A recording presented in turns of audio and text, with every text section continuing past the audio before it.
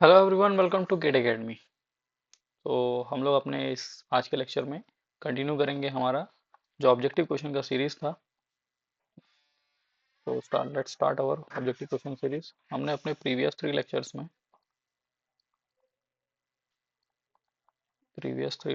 में हम लोग ने अराउंड 100 क्वेश्चन इसके सॉल्व कर लिए। वो 100 क्वेश्चन मैंने किसके रखे थे? बेसिक कॉन्सेप्ट के थे। Those 100 question were of basic concept. Basic concept के हम लोगों ने एकदम बेसिक लेवल के क्वेश्चंस भी देखे, वन लाइनर्स। हमने कुछ मॉडरेट लेवल के क्वेश्चंस भी देखे और हम लोगों ने इसके साथ ही साथ यहाँ पे कुछ न्यूमेरिकल्स भी सॉल्व किए, है ना। तो ये हम लोगों ने किया है बेसिक कॉन्सेप्ट में, और हम लोग अभी आगे चलते हैं, एक स्टेप फर्दर आगे हम लोग बढ़ेंगे और हम लोग अपने इसकी आज की क्लास में आगे कंटिन्यू करेंगे कुछ कहना चाहिए कि लॉज के ऊपर, सर्किट लॉज के ऊपर, केवीएल केसीएल सुपरपोजिशन थ्योरम्स के ऊपर, है ना। इसके ऊपर क्वेश्चन देखेंगे। कुछ मैं इलेक्ट्रिक फील्ड के क्वेश्चन लेके आया हूँ जो ज़्यादा टफ नहीं है, बेसिकली वन लाइनर्स हैं, है ना। तो कुछ इंपॉर्टेंट कॉन्सेप्ट वहाँ पे भी जो हमको ज़रूरत है एग्जाम के पॉइंट ऑफ व्यू से, उसको हम लोग देखने वाले हैं। चलिए, तो स्टार्ट करते हैं हम लोग अपना आज का सेशन। और first question that is, inside a hollow conducting sphere, electric field is zero, is a non-zero constant, changes with the magnitude of charge given to the conductor, changes with the distance from the center of sphere। तो हमसे यहाँ पे question पूछ रहे हैं कि किसी भी एक हॉलो कंडक्टिंग स्फीयर में इलेक्ट्रिक फील्ड इनसाइड क्या, उसके अंदर पे जो इलेक्ट्रिक फील्ड होती है उसके इनसाइड में वो क्या होती है। तो इलेक्ट्रिक फील्ड इनसाइड है hollow conducting sphere is always zero. Electric field zero होगा, पोटेंशियल जीरो नहीं होगा। पोटेंशियल और वोल्टेज जो है वो जीरो नहीं होगा, या होगा या नहीं होगा तो नहीं होगा। कितना होगा वो हम लोग अभी, एक और क्वेश्चन है इसके बेस मैंने आपको ले रखा है, वहां पे हम लोग इसको डिस्कस करेंगे। ठीक है, चलिए। यहाँ से अगर आपको इलेक्ट्रिक फील्ड से और भी कुछ पढ़ना है तो आप एक बार ना गॉस लॉ देख लीजिएगा। गॉस लॉ, ठीक है ना। गॉस लॉ क्या कहता है? गॉस लॉ कहता है, it states that an electric field passing through a surface is proportional to the charge enclosed by the surface। जो भी सरफेस है उसके अंदर जितना चार्ज एनक्लोज्ड है उसके बराबर होती है वहां से निकलने वाली हमारी, क्या कहना चाहिए, इलेक्ट्रिक फील्ड। ठीक है। इलेक्ट्रिक फील्ड किसी भी कंडक्टिंग सरफेस के अंदर जो रहेगी वो हमेशा क्या रहेगी? जीरो रहती है। ठीक है, चलें आगे। चलिए, नेक्स्ट क्वेश्चन की बात की जाए अब। अगला क्वेश्चन है हमारा, the electric field inside a, question number 102 कहाँ गया यार? 101, 103, गजब। एक क्वेश्चन छोड़ गया लग रहा है कहीं बीच में। ठीक है, कोई बात नहीं, नंबरिंग में मिस्टेक हो गया है। तो देखिए, क्वेश्चन नंबर 2 हमारा बेसिकली क्या है, 103 क्या है, the electric field and equipotential lines. तो जो भी इलेक्ट्रिक फील्ड और इक्विपोटेंशियल लाइंस होती है, are parallel to each other, are one on the same, नहीं, कट ईच अदर ऑर्थोगोनली, बिल्कुल सही। तो एक दूसरे को 90 डिग्री पे कट करती है, या इसको एक दूसरे को परपेंडिकुलरली कट करती है, इलेक्ट्रिक फील्ड और इलेक्ट्रोपोटेंशियल लाइंस। ठीक है, क्लियर है।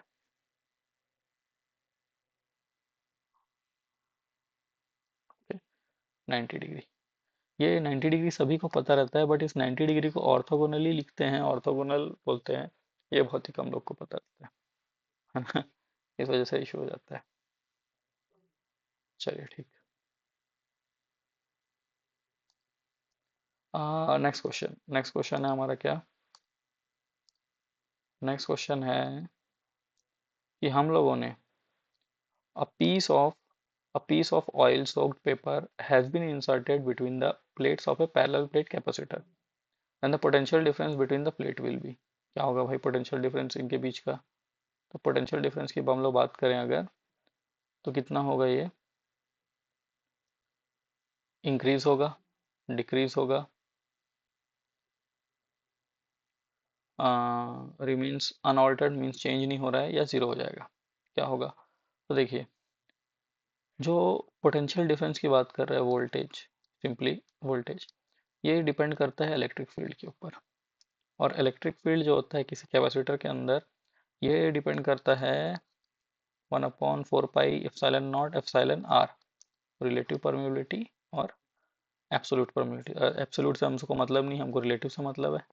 अब क्योंकि जैसा हम लोग एक paper soaked, oil soaked paper को इसके बीच में इंट्रोड्यूस करेंगे तो इसकी रिलेटिव परमेबिलिटी इंक्रीज होगी, ईआर इंक्रीज होगा। जैसा ईआर इंक्रीज होगा, जो इलेक्ट्रिक फील्ड है वो क्या हो जाएगी, डिक्रीज हो जाएगी। ठीक, ये लो, इलेक्ट्रिक फील्ड क्या हो जाएगी हमारी, डिक्रीज हो जाएगी। इलेक्ट्रिक फील्ड डिक्रीज होगी तो वोल्टेज क्या होगा, फाइनली वोल्टेज भी क्या होगा हमारा, डिक्रीज होगा।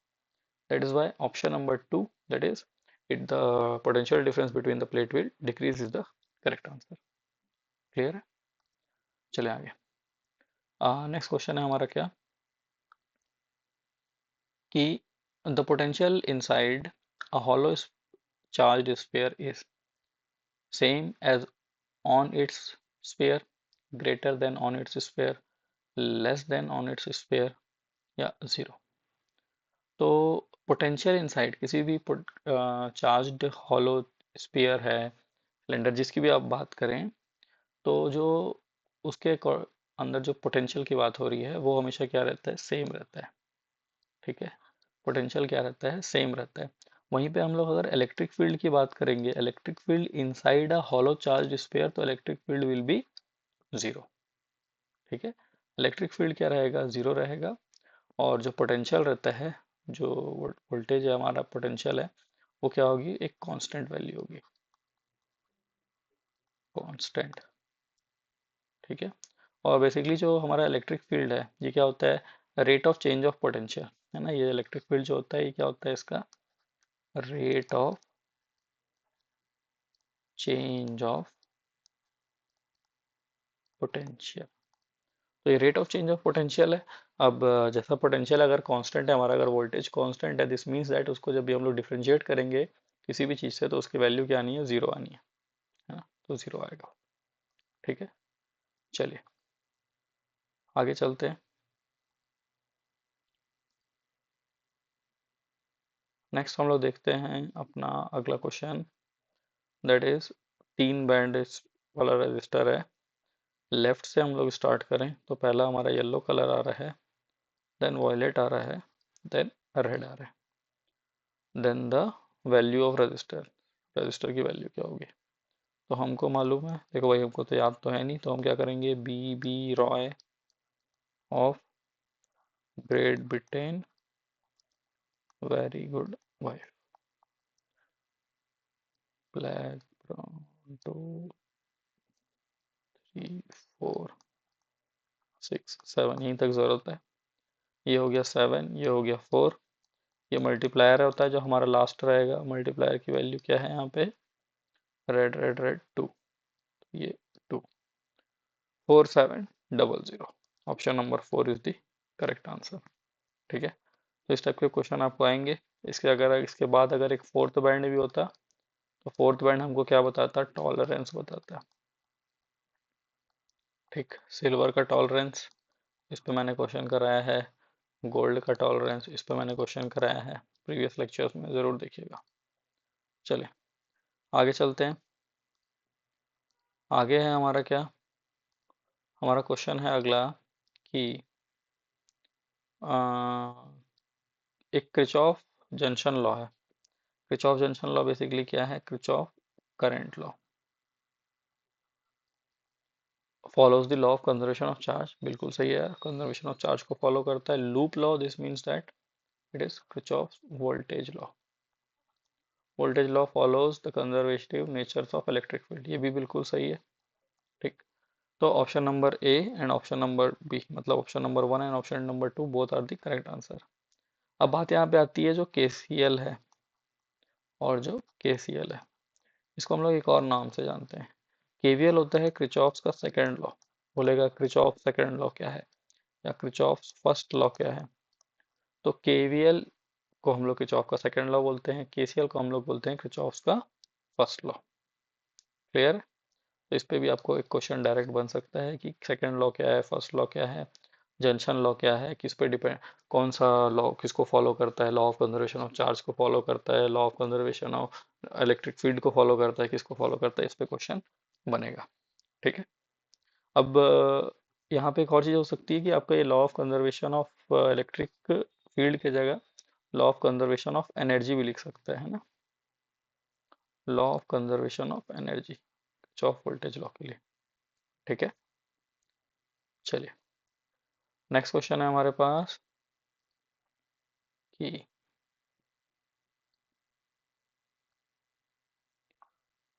क्वेश्चन है, just minute, what is the maximum current that can flow through a 200 2000 हो, ये हमेशा ना 2000 रजिस्टर, मेरे ख्याल से जो टाइपिंग किया उसने ना, ये लास्ट की जो डिजिट है ये ओम रहता है, उसको जीरो बना देता है वो हमेशा। ठीक, हाँ बिल्कुल ठीक, ओम को उसने जीरो बना दिया। क्यों बनाया भाई? हम्म, चलिए तो सॉल्व करते हैं हम लोग। सिंपल क्वेश्चन है, पावर क्या होता है? Power is equal to V square by R या आई स्क्वायर इंटू आर। ठीक, हम यहाँ पे पावर को जान रहे हैं, पावर हमारा क्या है, 2 वॉट है।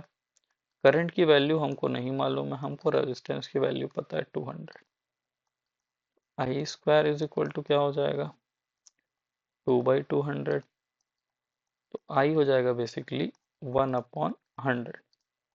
ये हो जाएगा क्या, 1/10, 0.1 एम्पियर, या आप इसको कह लो 100 milli ampere, 10 to the power 3 है ना, तो 100 मिली एम्पियर, या फिर 100 × 10 to the power of -3। कई लोग इसी में कंफ्यूज हो जाएंगे, ठीक, इसलिए लिख दे रहा हूँ कि ये क्या हो जाएगा, 100 मिली एम्पियर। क्लियर? तो ये सिंपल सिंपल छोटे छोटे जो ऑब्जेक्टिव है ना, ये अपने एग्जाम के लिए इंपॉर्टेंट है, क्योंकि देखो यार, आपको 1 मिनट से भी कम समय मिलना है एक क्वेश्चन को सॉल्व करने के लिए, तो ऐसे सिंपल वन लाइनर क्वेश्चन ही रहेंगे, है ना। ठीक है, चलिए नेक्स्ट क्वेश्चन हमारा बन रहा है, a 100 ampere hour capacity battery should deliver a current of 10 ampere for approximately dash hour. अब हमको बोल रहा है 100 एम्पियर आवर की बैटरी है। पहला क्वेश्चन क्या हो गया कि कोई भी हमारी बैटरी रहेगी उसका जो यूनिट रहेगा वो क्या रहेगा, हमेशा एम्पियर आवर में। अब कोई बोलेगा भाई हमारा मोबाइल में क्या है, तो एम ए एच बोलते हैं ना, तो वो क्या होता है, मिली एम्पियर आवर। सॉरी, ठीक। हमको निकालना है ड्यूरेशन ऑफ टाइम, या time, time duration. Time duration क्या होगा हमारा, टाइम ड्यूरेशन निकलेगा हमारा कितना कैपेसिटी है। तो हमारी कैपेसिटी है 100 एम्पियर आवर की। ठीक, हम कितना एम्पियर चाहते हैं उससे, रेगुलरली 10 एम्पियर, सॉल्व करेंगे क्या आएगा, 10 आवर्स। तो ये 10 आवर्स तक ठीक से वर्क करेगा आइडियल कंडीशन में। क्लियर है? तो ऐसे क्वेश्चन भी आपके एग्जाम में आएंगे, है ना। चलें नेक्स्ट की बात करें, तो अगला क्या है हमारे पास, अगला है कि according to B I S, bureau of Indian standard, B I S, इसका फुल फॉर्म आपको पता होना चाहिए। क्यों पता होना चाहिए भाई, आप लोग जीके वगैरह पढ़ रहे हो, जीके भी आपके एग्जाम में आने वाला है, तो B I S full form पता होना चाहिए, कहाँ हेडक्वार्टर पता होना चाहिए। ठीक, the colour of three phase and a neutral respective R. तो three phase R Y B, और न्यूट्रल का क्या कलर है, तो सबको पता है कि आर है, वाई है, बी है, बट न्यूट्रल का क्या कलर रखा गया है, तो हमारा क्वेश्चन तो सिंपल वहीं पे है, रेड, येलो, ब्लू। अरे देखो, अब अगर ऑप्शन आपके ऐसे हैं जिस टाइप का यहाँ पे दिया हुआ है, तो आपके लिए कितना आसान हो जाता है। अगर वही मैं क्या कहता कि अगर ये आर वाई बी होता, ये ब्लू लिख देता, तब आप कंफ्यूज हो जाते कि ब्लैक है या ग्रीन है ना? तो पी आई एस के अकॉर्डिंग जो हमारा न्यूट्रल है वो किस कलर का होना चाहिए, ब्लैक कलर का होना चाहिए। ठीक है, ठीक है। तो अगर कोई ग्राउंड है या अर्थ है, ग्राउंड वायर या अर्थ वायर, तो वो जो ग्राउंड वायर या अर्थ वायर होगा, अर्थ हमेशा हमें कैसा टाइप का चाहिए रहता है, हमको बोलते हैं भाई ग्रीन अर्थ। तो ग्रीन कलर का होना है ये वायर, ठीक है, ग्रीन कलर का होना है। चलें आगे, तो ये ध्यान रखना, आर वाई बी तीन फेस और ब्लैक जो है वो न्यूट्रल है। अगर कोई हमसे पूछेगा कि भाई अर्थ का कलर क्या होना चाहिए, तो अर्थ का कलर ग्रीन होना चाहिए, ग्रीन अर्थ होना चाहिए, है ना। नेक्स्ट क्वेश्चन, अगर कोई potential difference across the end of a conductor is half, voltage पहले था V1 और V2 क्या हो गया, V1/2 हो गया,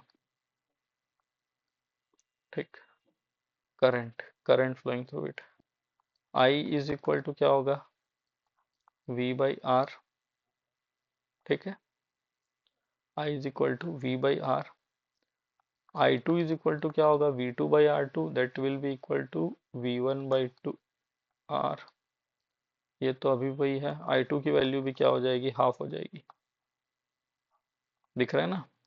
I2 V1/R, ये तो अपना जहाँ था वहीं था, इसके पास एडिशनल यहाँ पे डिनोमिनेटर में 2 आया, दिस मीन्स दैट ये क्या हो जाएगी, हाफ हो जाएगी। कहीं ऑप्शन है क्या, it get increases, it gets half,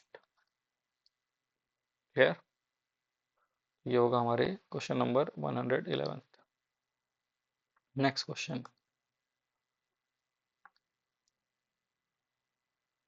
अगला क्वेश्चन है, द इलेक्ट्रोमोटिव फोर्स E और EMF is the energy provided by a cell per coulomb of charge passing through it is measured in, किस में मेजर करते हो भाई आप, तो EMF को आप किस में मेजर करते हो, EMF is measured in किसमें, वोल्ट, सिंपल सी बात है, वोल्टेज हो EMF हो, है ना, हम लोग किसको मेजर करते हैं, इसको वोल्ट्स में मेजर करते हैं, क्लियर। चलें आगे, नेक्स्ट क्वेश्चन, देखिए क्या है नेक्स्ट क्वेश्चन हमारा, the ratio of resistance of 100 watt 200 220 volt lamp to the 100 watt 110 lamp will be equal, तो पहले हम लोग इसका रेजिस्टेंस निकाल लेते हैं, रेजिस्टेंस क्या होगा, पावर इज इक्वल टू क्या होता है, V²/R, तो R is equal to V, power is equal to V²/R, R is equal to V²/P, 220 into 220 divided by 100, और यहाँ से क्या आएगा, 110 इंटू 110 डिवाइडेड बाई 100, ये आएगा 11 इंटू 11 121, और यहाँ से आएगा 22 इंटू 22, इसको रेशियो चेंज नहीं करता यार, मल्टीप्लाई करके फर जाएंगे फालतू, ये 11 टू ये 2 टाइम्स ही हो जाएगा, 4/1, ऑप्शन नंबर ए, ऑप्शन नंबर ए 4/1, या सिंपली कहें 4 इज द करेक्ट आंसर, ठीक है। चलिए आगे चलते हैं, आगे चलते हैं और देखते हैं हमारा अगला question, that is resistivity is to conductivity, कुछ रीजनिंग टाइप का नजर आ रहा है हमको ये, resistivity is to conductivity is to ohm metre is to what, is to what, तो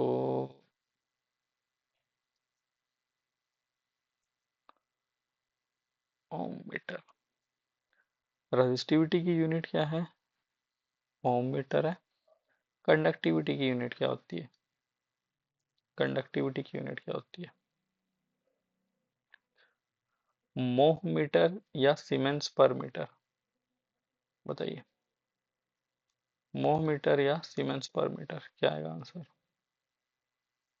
तो इसका आंसर होता है सीमेंस पर मीटर, सीमेंस पर मीटर या मोह पर मीटर, मोह मीटर नहीं होगा, है ना, क्योंकि conductive resistivity,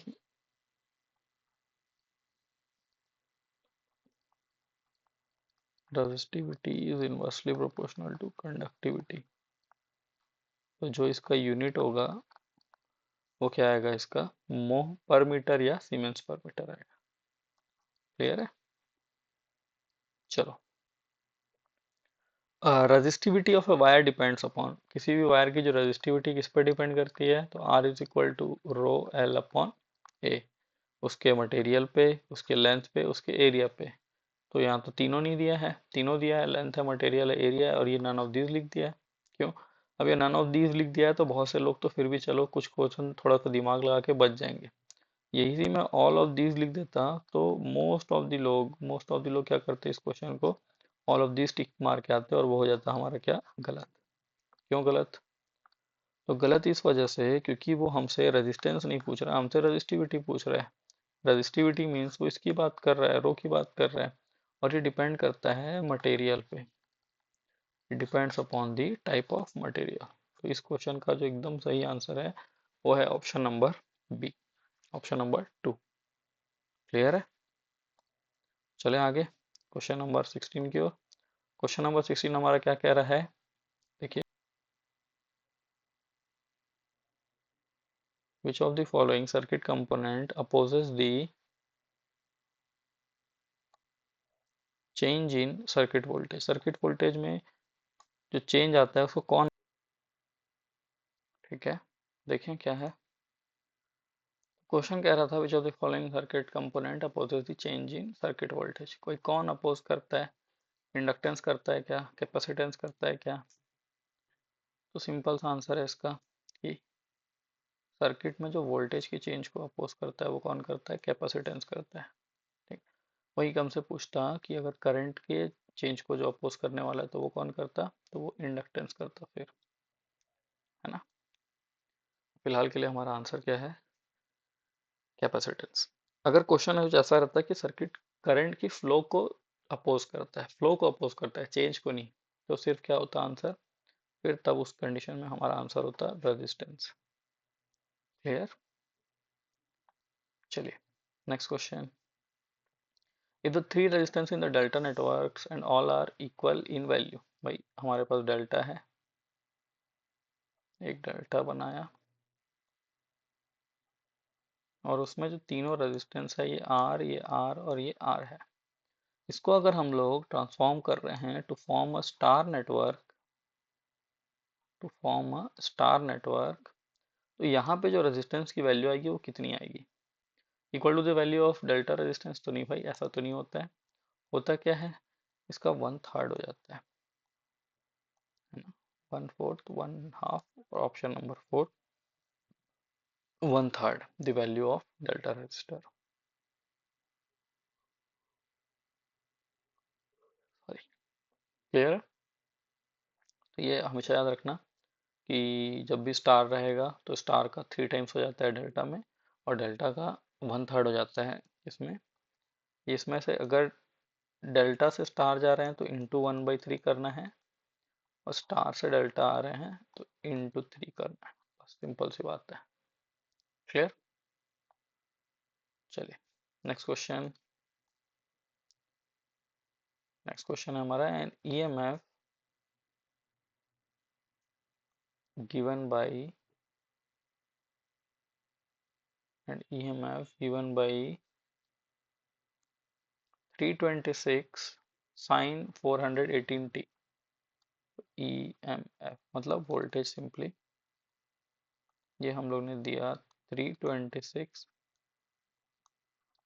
sign 418t। Certain current, कुछ करंट है यार, 2 साइन 418t माइनस 5/, ठीक है।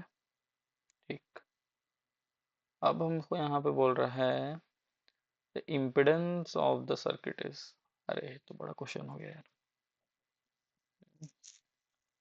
ये थोड़ा बड़ा क्वेश्चन हो गया। अब इस क्वेश्चन को सॉल्व करने का तरीका क्या है, इम्पिडेंस तो हमको पता है V बाई आई होता है, बट हम लोग ये क्योंकि एक रेक्टेंगल उसमें है, रेक्टेंगुलर फॉर्मेट में है, हमको इसको पोलर में चेंज करना पड़ेगा पहले। ठीक है, दोनों को पोलर में आपको चेंज करना पड़ेगा, और पोलर में चेंज करके जब आप इसको डिवाइड करोगे तब आपका आंसर आएगा। ठीक है,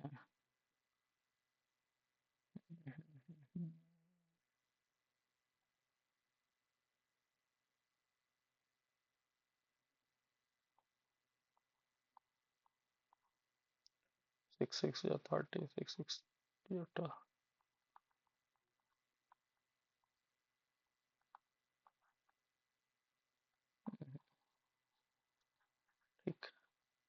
तो ठीक है, क्वेश्चन थोड़ा लंबा है, तो आप लोग इसको क्या कर लीजिएगा, होमवर्क कर लीजिएगा। मैंने आपको बता दिया, ये रेक्टेंगुलर फॉर्म में दिया है, इसको आपको पोलर में कन्वर्ट करना। पोलर में कन्वर्ट करने के बाद वी बाई आई आप कर लेना, आपकी z की वैल्यू आ जाएगी। ध्यान रखना कि किसी भी फॉर्म में, जैसे कि a एट एन एंगल 0 है और नीचे आ रहा है b एट एन एंगल 30, तो जब हम लोग इसको सॉल्व करेंगे तो ये हो जाएगा a by B 0 minus 30 degree. ठीक है, इस टाइप से हम करते हैं इसको, मतलब ये जब भी पोलर में सॉल्व करते हैं, है ना। तो उसके अकॉर्डिंग आपका आंसर आ जाएगा, आप निकाल लेना। ठीक, मैं फिलहाल के लिए आगे चलता, थोड़ा लंबा क्वेश्चन है ये, अपने एग्जाम के पॉइंट ऑफ व्यू से थोड़ा लंबा क्वेश्चन है। चलिए, विच theorem is applicable to any structure that is made up of any two terminal element and is not constrained by linearity। और इसका मतलब सिंपल है, देखो क्या बोल रहा है, कोई नॉन लीनियर सर्किट भी है, कोई नॉन लीनियर सर्किट भी अगर है, तो कौन सा थ्योरम इसमें से हम लोग उस पर अप्लाई कर सकते हैं। रेसिप्रोसिटी थ्योरम कर सकते हैं क्या, नहीं। सुपरपोजिशन तो नहीं, सुपरपोजिशन में तो साफ साफ बोला गया है कि लीनियर सर्किट पे ही काम करेगा और होमोजीनियस प्रॉपर्टी को फॉलो करेगा। ठीक, तो बचा क्या, नॉर्टन तो नहीं काम करता, केवल और केवल एक टेलीजेंस थ्योरम ही है पूरे जितने भी हम थ्योरम पढ़ते हैं उनमें से, जो कि लीनियर नॉन लीनियर सभी सर्किट्स पे वर्क करता है। क्लियर है ना। चलिए, नेक्स्ट क्वेश्चन। नेक्स्ट क्वेश्चन, हाँ, अगला क्वेश्चन है हमारा कि the ratio of R M S to average value, किसका किसका, R M S value to average value.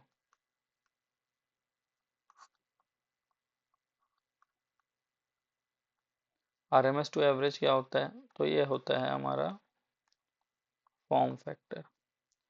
R M S value to average value is form factor, option number 4। ठीक, peak factor क्या होता है, ये आपको बताना है। बताइए भाई, कमेंट में बताइए पीक फैक्टर क्या होता है ना। या क्रेस्ट फैक्टर क्या होता है, क्रेस्ट फैक्टर जानते हो क्या आप लोग, ये भी बताइए कमेंट में। नेक्स्ट क्लास में हम लोग इस पे और क्वेश्चन करेंगे, फिलहाल के लिए थोड़ा सा शुरुआती शुरुआती क्वेश्चन चाहिए, है ना। चलिए, नेक्स्ट क्वेश्चन है हमारे पास, the admittance of an electric circuit is represented by. एक हमारे पास इलेक्ट्रिक सर्किट है जिसके एडमिटेंस को हम लोग रिप्रेजेंट कर रहे हैं y is equal to 3 + 4j। ठीक है यार, कर दिए रिप्रेजेंट।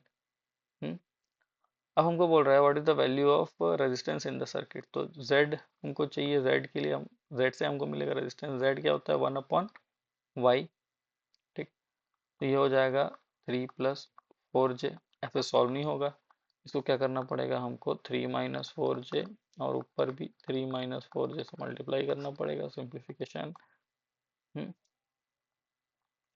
3 - 4j, 3 3 9 +4 4 16, 25। 3/25 -4/25j, तो आंसर क्या है, रेजिस्टेंस आया क्या, 3/25 आ गया। Option number D is the correct answer. Clear. देख लिया आप लोगों ने किस तरीके से हमारे एग्जाम में क्वेश्चन आएंगे, सिंपल सिंपल क्वेश्चन है भाई, वन लाइनर क्वेश्चन है, बट ऐसे टाइप के क्वेश्चन जब आए आपके एग्जाम में तो तुरंत, अरे यार कुछ तो हुआ, कंट्रोल Z कर देंगे, हाँ ठीक हो गया। ये देख लिए, हाँ ये देख लिए, अब देखते हैं अगला। Reciprocity theorem can not be applied to circuit having.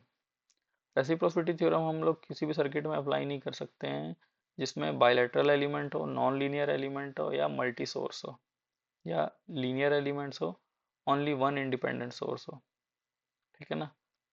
तो क्या है इसका आंसर भाई, तो इसमें कोई भी नॉन लीनियर एलिमेंट होने से, क्योंकि हमको मालूम है कि एक टेलीगेंस थ्योरम ही थ्योरम है जो भी हम लोग नॉन लीनियर सर्किट्स में भी यूज कर सकते हैं, तो इसमें तो सिंपल हमको आंसर डायरेक्ट मिल जा रहा है कि नॉन लीनियर एलिमेंट्स और मल्टी सोर्स एलिमेंट जो हैं उस पर रेसिप्रोसिटी थ्योरम वर्क नहीं करता है।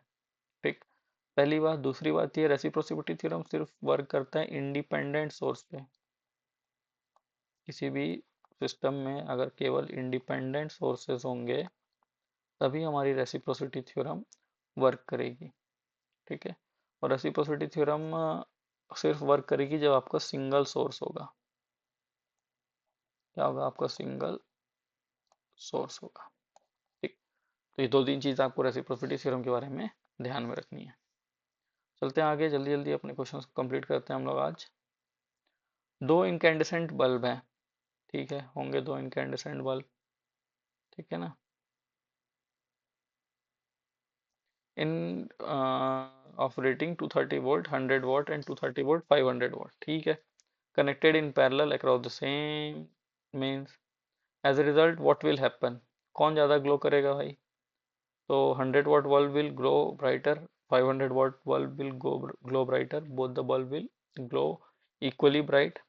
तो देखो दो हमारे पास बल्ब हैं, एक बल्ब हमारा ऊपर लगा है, एक बल्ब हमारा नीचे लगा है, और दोनों क्या है? पैरेलली कनेक्टेड है एक दूसरे से। ये है 230 वोल्ट, 230 वोल्ट 100 वाट, और ये 230 वोल्ट 500 वाट। ठीक। इसका रेजिस्टेंस निकालेंगे तो क्या आएगा? 230 इंटू 230 डिवाइडेड बाई 100, यहाँ आएगा 230 इंटू 230 डिवाइडेड बाई 500। तो बेसिकली अगर मैं इसको R2 कहूँ और इसको R1 कहूँ, तो R2 क्या होगा? छोटा होगा R1 से, है ना। ठीक। अब क्योंकि दोनों सर्किट में अलग अलग करंट फ्लो होगी, भले इनके अक्रॉस वोल्टेज सेम है, तो जिस सर्किट में ज़्यादा करंट फ्लो होगी वो क्या होगा? ज़्यादा ब्राइटली ग्लो करेगा। अब क्योंकि हम लोग जान रहे हैं कि R1 जो रेजिस्टेंस है इसका रेजिस्टेंस ज़्यादा है, तो यहाँ से फ्लो होने वाली करंट I1 और यहाँ से जो फ्लो होने वाली करंट है I2, ये I2 will be greater than I1, therefore the bulb having 500 watt power and 230 volt voltage rating will glow brighter। Option number 2। ठीक। अब सिनेरियो थोड़ा चेंज हो जाएगा अगर अपना क्वेश्चन कैसे आ गया कि दोनों बल्ब सीरीज में है, तो सीरीज वाले क्वेश्चन भी मैं आपको कराऊंगा, तब आपको वहां पे बता दूंगा, ठीक है ना। चलें आगे, नेक्स्ट क्वेश्चन देख लेते हैं हम लोग। अगला क्वेश्चन है हमारा कि the conductance specific conductance of a conductor is given by. किसी कंडक्टर का स्पेसिफिक कंडक्टेंस कैसे दिया जाता है? पहली बात तो हम लोग किसकी बात कर रहे हैं? कंडक्टेंस की। तो कंडक्टेंस किस में होगा? रेजिस्टेंस होता है,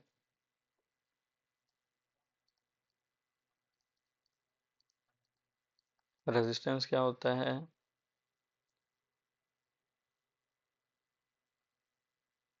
ओम मीटर, रेजिस्टिविटी ओम मीटर, कंडक्टेंस क्या हो जाएगा? मोह पर मीटर या सीमेंस पर मीटर। ये आंसर तो यही है, ऑप्शन नंबर 4। क्लियर है? क्योंकि मैंने कैसे किया मैंने क्या किया, मैंने ना इसको इसके यूनिट्स आइडेंटिफाई कर लिया, समझ रहे हो। ठीक। तो आप भी क्या कर सकते हो, इस तरीके से डायरेक्टली बना सकते हो। दूसरी बात तो ये था, ये कंडक्टेंस पूछ रहा था, तो कंडक्टेंस का सिंबल तो सिग्मा होता है, तो ऑप्शन नंबर 1 और 3 जो है वो तो रेजिस्टिविटी को दिखा रहा था, है ना, स्पेसिफिक रेजिस्टेंस को, वो तो ऐसे ही बाहर हो गया। ये सीमेंस मीटर, ये इसका यूनिट तो हो नहीं सकता, सीमेंस पर मीटर ही इसकी यूनिट हो सकती है, या मोह पर मीटर, तो that's why answer number 4 is the correct answer. ठीक। चलें आगे और देखते हैं अपन अपना अगला क्वेश्चन, जो कि है कि भाई 1 microfarad capacitor is connected to 12 volt battery, the energy stored half C V square. ये तो एनर्जी स्टोर्ड का फॉर्मूला है, half into C 1 into 10 to the power of -6 into 12, 6 into 10 to the power of -6, अच्छा we square है ना, तो ये 12 into 12, 12 6 जा 72, ऑप्शन नंबर 4। ये 10 टू द पावर ऑफ -6 है ना यार, वैसे जो बना है।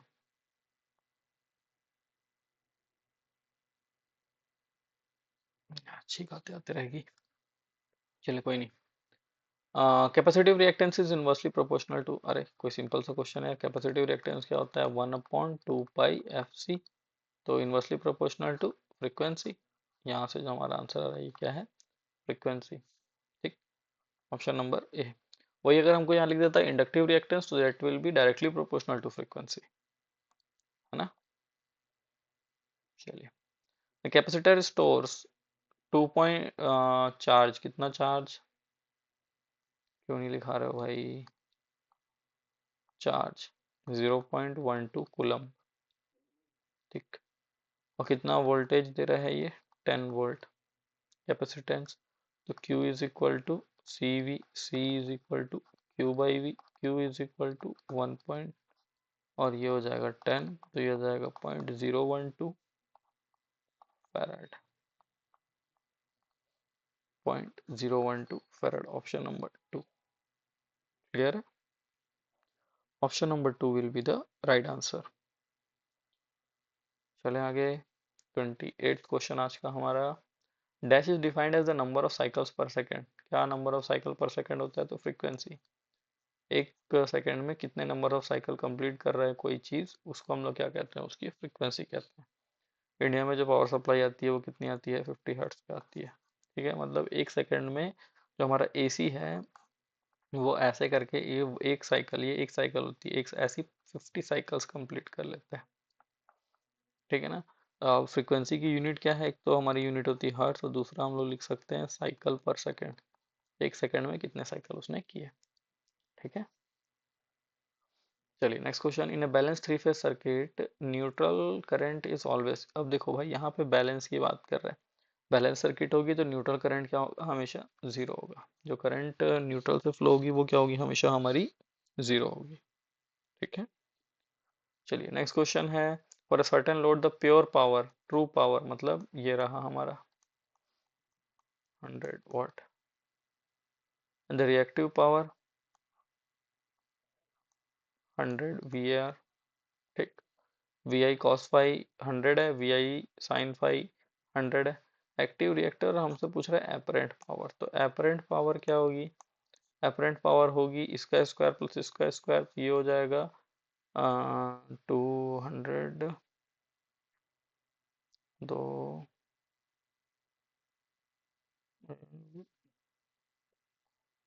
1 2 3 4। ठीक, ये आएगा। अब इसको सॉल्व करोगे तो बेसिकली इसका आंसर √102 × 100 सही है। तो √102 × 100 1.414 volt ampere, option number C. ठीक, ज़्यादा सॉल्व करने की जरूरत नहीं, एकदम डीप में जाने की जरूरत नहीं, इतना समझ आएगा कि रूट के अंदर 2 है, तो रूट के अंदर जब 2 है तो ये क्या होगा, 1.414 होगा। आपको बस इसको मल्टीप्लाई कर लेना है, आपके पास जो भी वैल्यू होगी, तो आंसर तो यहाँ पे ऑप्शन नंबर 3 ही होगा। क्लियर है, तो ये हमारे 30 क्वेश्चन हैं। अभी हमारे पास कुछ और क्वेश्चन है क्या, 1 2 3 4 5, चलिए ठीक, 5 4 एक क्वेश्चन है, हम उसको देख लेते हैं। पहला नेक्स्ट क्वेश्चन हमारा हुआ 1 टेस्ला इज इक्वल टू कितना। तो 1 टेस्ला क्या होता है भैया, 1 टेस्ला होता है 1 वेबर पर मीटर स्क्वायर। बहुत इंपॉर्टेंट क्वेश्चन है और बहुत बार एग्जाम में पूछा हुआ है। तो 1 tesla is equal to 1 weber per metre square. Clear है, चलें आगे।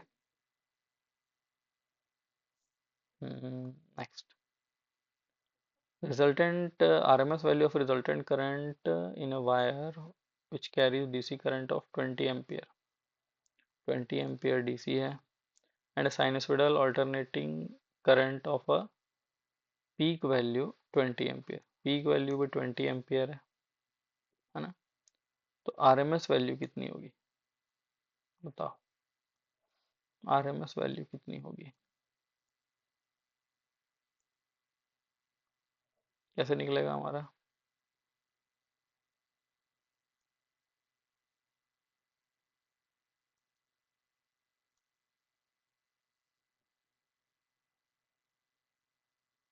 बताइए, हमको एवरेज वैल्यू दे दिया है, हमको पीक वैल्यू दे दिया है, हमको क्या निकालना है, हमको RMS वैल्यू निकालना है। तो क्या करेंगे हम लोग सॉल्व इसको, देखो हमको पता है कि आई आर एम एस का जो फॉर्मूला होता है,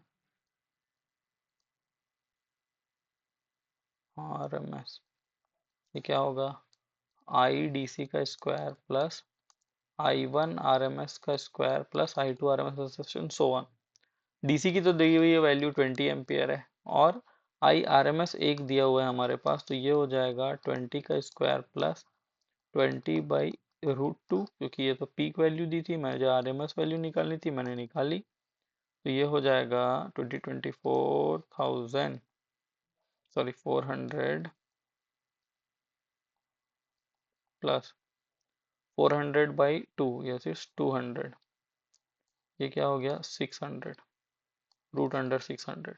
और रूट अंडर 625 आता कितना, 25, 25 का स्क्वायर, तो ये 24 के पॉइंट पॉइंट समथिंग समथिंग आएगा, है क्या, ठीक। ये तो अच्छा है, ऑप्शन में हमारे जो ऑप्शंस हैं वो बहुत पास पास नहीं है, अदरवाइज हमको निकालना पड़ जाता है ना। तो यहाँ कोई दिक्कत नहीं हुआ। अब देखो कॉमन सेंस भी लगाना है कि भाई 625 के आसपास है, तो 25 से थोड़ा सा ही कम होगा, ज़्यादा कम नहीं होगा, है ना। चलो आगे। If the both the number of turns and core length of an inductive coil are doubled, the self inductance, इस सेल्फ इंडक्टेंस के ऊपर क्या फर्क करेगा, N square mu not mu L by mu not mu R A by L, ये हमारा क्या है, इंडक्टर है। नंबर ऑफ टर्न्स बढ़ गया, कितना हो गया, core length, number of turns को इंक्रीज किया, डबल किए थे हम लोग, टू का स्क्वायर 4 हो जाएगा, 4n² mu not mu R A upon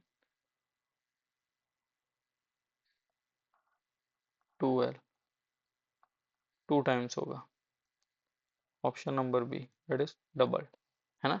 सब सॉल्व कर लेना है, लेंथ डबल हो गया, नंबर ऑफ टर्न्स डबल हुआ, नंबर ऑफ टर्न्स डबल किए, बट वो क्या होता है, उसके स्क्वायर के प्रोपोर्शनल होता है, इस वजह से वो 4 टाइम्स हो गया, नीचे का 2 ऊपर का 2 कैंसिल हो गया, बचा एक सिंपल 2, मतलब दैट मीन्स दैट वो डबल हो गया, है ना। Next question, which among the following theorems can be applied to any of the active and passive network, अभी तो किए थे क्या, लीनियर और नॉन लीनियर बोले थे। तो यहाँ पे भी भाई कोई दिक्कत की बात नहीं है, यहाँ पे भी आप कह सकते हो कि आपका जो थ्योरम है टेलीगेंस थ्योरम, अब यहाँ पे एक छोटा सा कंफ्यूजन है कि थेवेनिन थ्योरम लगेगा क्या, नहीं थेवेनिन नहीं लगेगा, Tellegen's theorem will be the correct answer, option number 2, Tellegen's theorem will be the correct answer, ठीक। चलिए तो आज का हम लोग का 35वां क्वेश्चन जो कि है superposition theorem is based on only linearity principle और होमोजेनिटी प्रिंसिपल, या बोथ। तो भाई सुपरपोजिशन थ्योरम ऐसा थ्योरम है जो कि लीनियरिटी और होमोजेनिटी दोनों पे बेस्ड है, that is option number 3, only 3 1 और 2, दोनों का मतलब तो सेम ही हुआ, चाहे 1 और 2 बोलो चाहे 3 बोलो, सेम ही मतलब है। सुपरपोजिशन क्या नहीं बता पाता, तो भैया सुपरपोजिशन हमको पावर नहीं बता पाता, है ना। सुपरपोजिशन हमको पावर नहीं बता पाता है, इसका भी ध्यान रखेंगे, ठीक। तो चलिए फिर आज की क्लास में हम लोग इतना ही करते हैं, मिलेंगे हम लोग नेक्स्ट लेक्चर में, फिर इसके आगे की जो भी हमारे क्वेश्चंस होंगे उसको हम लोग नेक्स्ट क्वेश्चन लेक्चर में सॉल्व करेंगे। आज तो आज हम लोग 35 क्वेश्चन सॉल्व किए, नेक्स्ट में कोशिश करेंगे और हम लोग क्वेश्चन सॉल्व करें, ठीक है। तो आप सभी को कैसा लगा हमारा सेशन, अगर आपको कुछ नया सीखने को मिल रहा है तो ज़रूर हमारे वीडियो को लाइक करें, शेयर करें अपने दोस्तों के साथ में, और अपनी प्रिपरेशन को यूं ही अच्छे तरीके से आगे कंटिन्यू करें, ठीक है। कोई डाउट होने से आप कमेंट कर सकते हो नीचे, ठीक है। चलिए ठीक है फिर, thank you, have a nice day.